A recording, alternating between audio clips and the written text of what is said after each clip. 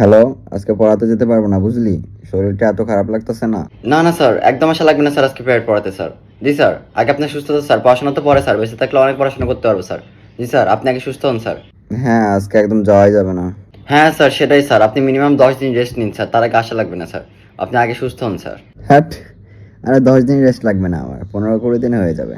না না স্যার, আপনি লাগলে 1 মাস রেস্ট নিন স্যার। বাহ, আমি এত স্টুডেন্ট পড়িয়েছি কিন্তু তোর মতো স্নেহধন্য, দয়াবান, ভালো মনের একজন ফাঁকিবাজ স্টুডেন্ট আর পড়াই নাই। জি স্যার, আমি অনেক টিচারের কাছে পড়ছি স্যার, কিন্তু আমি আপনার মতো রুচিশীল, শ্রদ্ধাশীল, ভালো মনের একজন ফাঁকিবাজ টিচারের কাছে পড়ি নাই স্যার। হ্যাঁ, আমাদের মধ্যে যেন এই মিউচুয়াল ডিসরেসপেক্টটা সবসময় থাকে। দেখ, একটাই সমস্যা, 15-20 দিন পর যখন তোর বাসায় যাব, তখন তোর বাসা থেকে আমাকে বাদ না দিয়ে দেয়। না না স্যার, এসব নিয়ে কোনো টেনশন করবেন না স্যার, আমি বাসায় বলে দিয়েছি স্যার যে পড়লে একমাত্র আপনার কাছেই পড়বো, না তাছাড়া আমি কোনো টিচারের কাছে পড়বো না, অন্য কোনো টিচার পড়াইতে পারে না। বাহ, শুনে খুব বাজে লাগলো। যাই হোক, ভালো আমি লাগাতেও চাই না, কারণ ভালো লাগাইলে আবার পড়াইতে হবে। আচ্ছা শোন, তোদের বাসায় কি বিকাশ আছে? হ্যাঁ স্যার, কেন?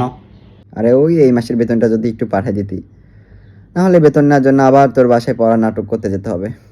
না না স্যার, আপনি আজকে একদম আসবেন না স্যার, আপনি আজকে আসলে পড়ানো লাগবে স্যার, আপনি আজকে একদম আসবেন না স্যার, আজকে এমনি আপনার ঢপটা খুব বাজে ছিল স্যার, এবং আপনার অ্যাক্টিংটা খুব খারাপ ছিল স্যার। আপনি মেডিকেলে অ্যাডমিট আছেন স্যার, আজকে খবরদার আসবেন না স্যার, আপনি আসলে কিন্তু আজকে ধরা পড়ে যাবেন স্যার। ধরে ফেলেছিস? আচ্ছা সমস্যা নাই, এটাই লাস্ট টাইম। নেক্সট টাইম থেকে খুব ভালোভাবে ঢপ মারবো, যাতে আর তোরা কেউ বুঝতে পারবে না, ঠিক আছে? নেক্সট টাইম থেকে খুব ভালো করে ঢপ মারবো।